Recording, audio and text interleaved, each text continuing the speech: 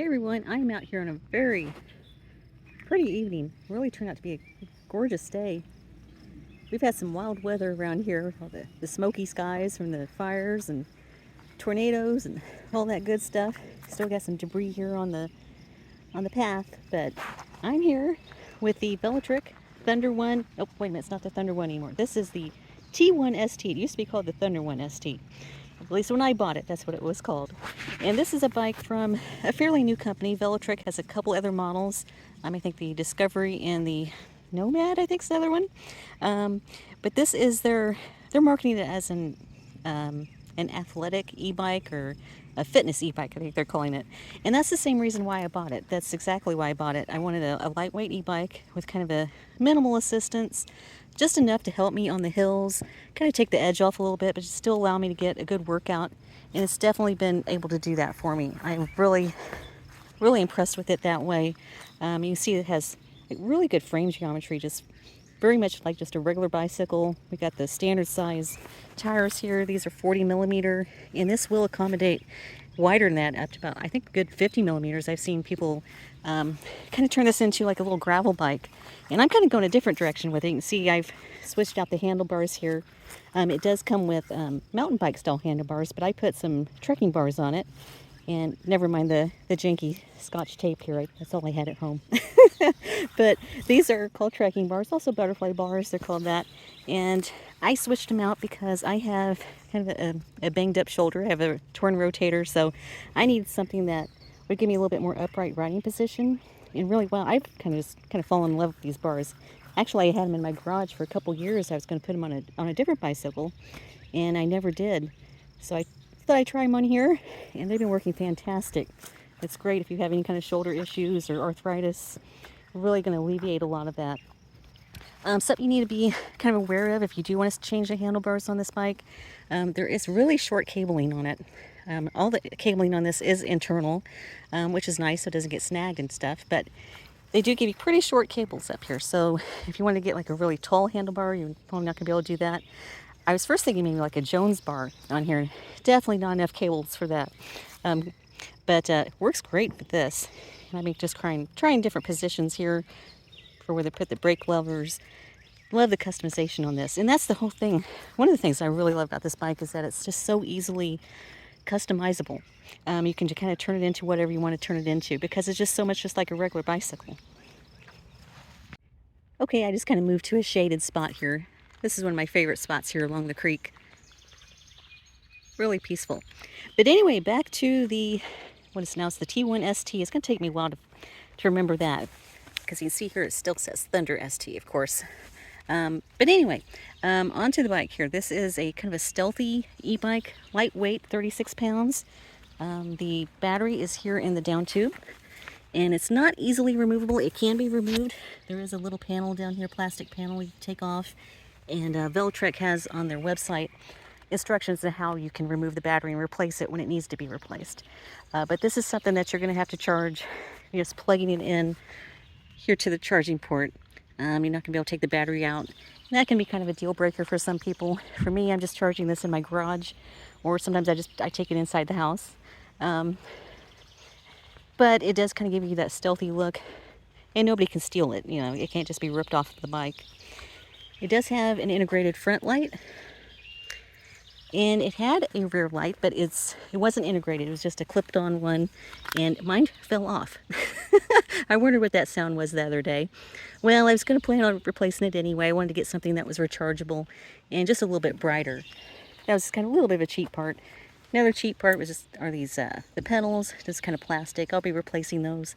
And this kickstand, it has the most... It sounds terrible. It's kind of cheapy. But other than that, everything else about the bike I really like. It's just, the frame geometry on it is just very good. Very stable. It's comfortable to ride. It tracks well. Now, if you get up to really high speeds, you go down a hill, maybe over 20 miles per hour, I can feel a little bit of frame flex or a little bit of wobble in it. But other than that, it tracks really nicely. This does have a torque sensor, but it behaves a little bit differently than the others that I'm used to. Most torque sensors, if you put a little pressure on the pedals, you'll get the motor kicking in. There's a little bit of delay. That's how cadence sensors are. Typically, you have to give kind of like a full rotation or half of a rotation to get the motor to activate.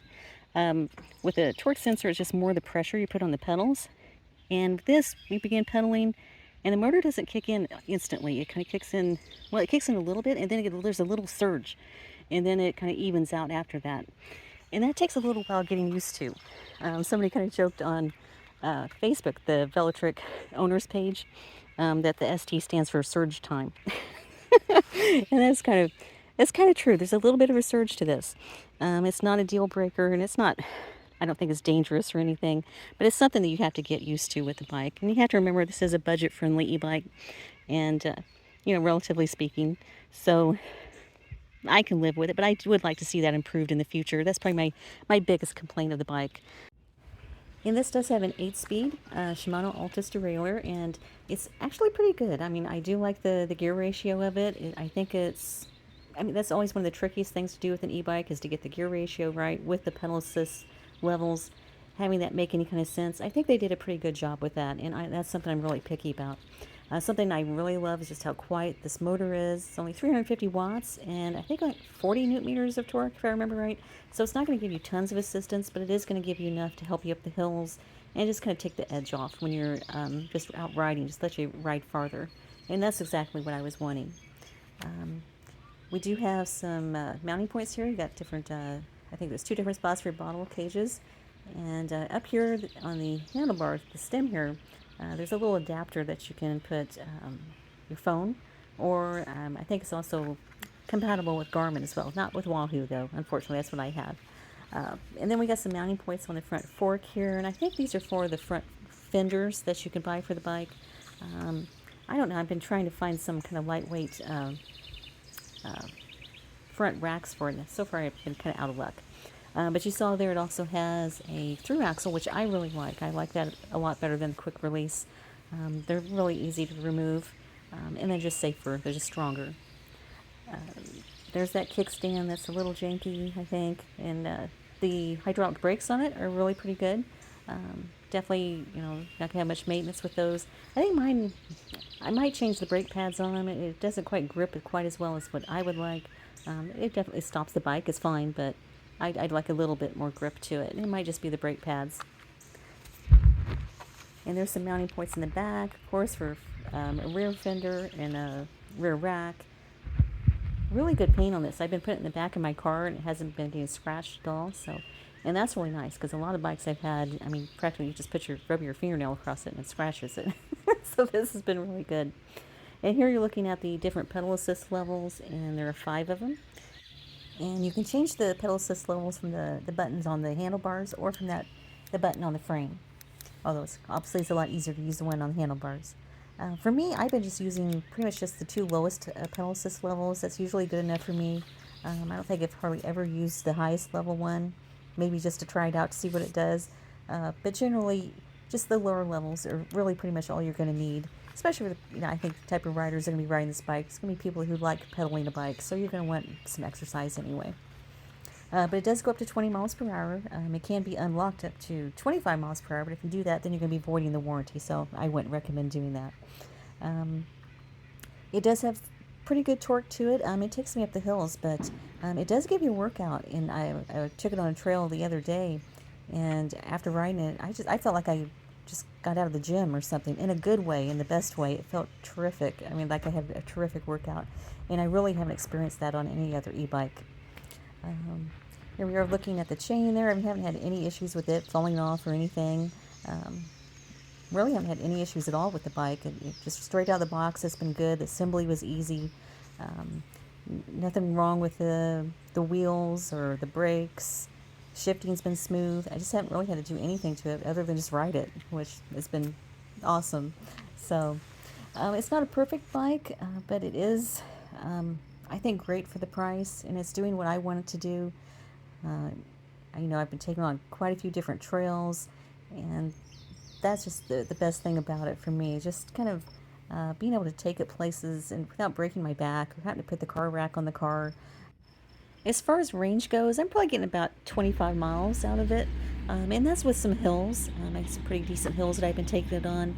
Um, yeah, so it's not going to give you tons of range on it, so yeah, we want to keep that in mind. But you can definitely ride this without the motor. That's what my daughter did. You've seen the video in here of her riding, and she rode it without the motor the entire time. Now me, I'm going to ride it in the lower pedal assist level, especially on those rail trails, those flat rail trails. Oh my gosh, that was so nice just to be able to ride that low level and just scoot along, and it's still get a nice workout.